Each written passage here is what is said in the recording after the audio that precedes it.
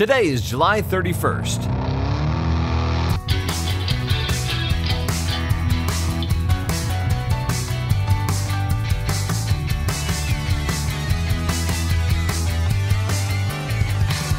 It's the 213th day of the year, and this is the On This Day podcast. On this day in 1954, an expedition of Italian climbers led by Ardito Desio are the first people to reach the summit of K2, the second highest peak in the world. Ardito Desio is a climber, a geologist, and a cartographer.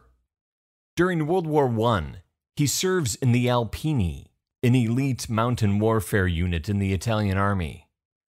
Desio brings his strict military discipline to the K2 expedition, which is comprised of 13 Italian mountaineers, 10 Hunza porters, 5 researchers including himself, Desio, and 2 observers from the Pakistani government. K2 is second only to Mount Everest in height. However, it is a far more dangerous mountain to climb.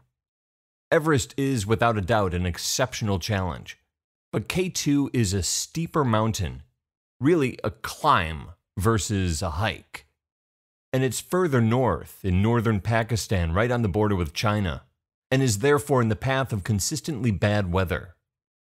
There have been a number of summit attempts made years before this day in 1954, and a number of disasters. Scaling K2 is a treacherous endeavor. Desio's Italian expedition follows the southeastern ridge called the Abruzzi Spur. Around 6 p.m. local time on this day in 1954, 2 of the Italian mountaineers, Achille Compagnoni and Lino Lacidelli, reach the summit, 28,251 feet above sea level. They plant an ice axe in the snow with Italian and Pakistani flags tied to it to commemorate their historic achievement. But their historic achievement is not without controversy.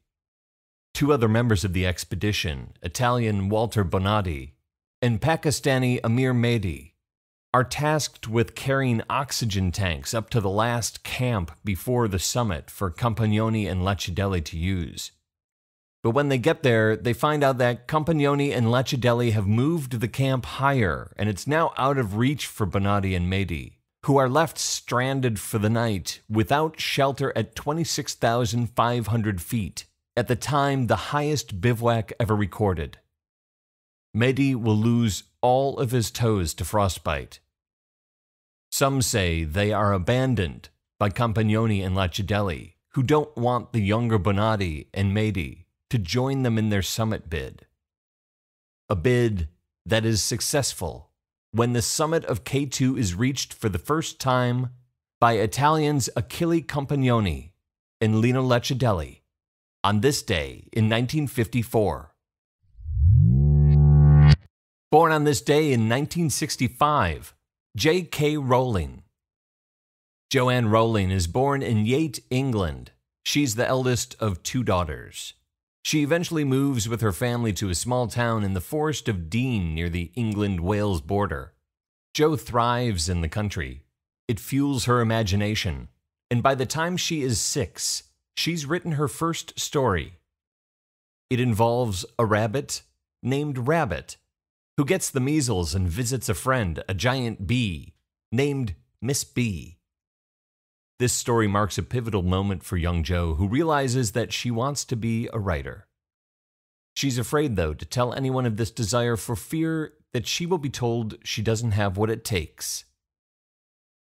English is Rowling's favorite subject in school. Quiet and unathletic, she expresses herself through stories she creates for friends during lunchtime. Stories involving characters engaged in heroic deeds. Her parents, however, urge her to study French when she attends Exeter University. French, they advise, will make her bilingual and lead to a successful career as a secretary. After university, she lands a research and bilingual secretarial position with Amnesty International. Her favorite part of the job is being able to use her computer to type up her stories during downtime. It's around this time that Jo Rowling gets stuck on a train. The train is at a standstill for 4 hours, and during this 4-hour delay, a new story pops into her head. As she later describes it, the idea for Harry Potter, quote, simply fell into my head. I'd never been so excited about an idea before. The only problem is she doesn't have anything to write it down with. But in retrospect, she thinks that's actually a good thing, because rather than slowing the flow of ideas in order to write them down, she simply lets the ideas flow, far and wide. Ideas about a, quote, scrawny, black-haired, bespectacled boy who doesn't know he's a wizard. By the time she gets home that night, she writes down as much as she can remember, writing the first few pages of what will be the first in a series of books. Of course, what she writes that night in 1990 all gets thrown out in the rewrite, but that's the writing process. And it's a long process. It will be another 5 years before she finishes the manuscript of her first book. And in that time, she relocates to Portugal to teach English. There, she meets a man who she eventually marries. They have a child, and a few years later get divorced.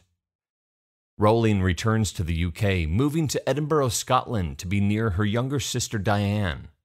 Now a single mother living at near poverty level, Rowling sets herself a goal: to finish writing her book about Harry Potter. Finding time to write as a single mother is tricky. She writes while her daughter naps. She writes in coffee houses. She writes and writes and writes, finally finishing the manuscript in 1995. She sends it out to a dozen or so publishers, and she gets a dozen rejection letters. But one publisher decides to publish the book after the manuscript gets a glowing recommendation by one of his in-house reviewers, his 8-year-old daughter. Harry Potter and the Philosopher's Stone is published in the UK in 1997, and, well, I don't have to tell you how the rest of the story goes, do I?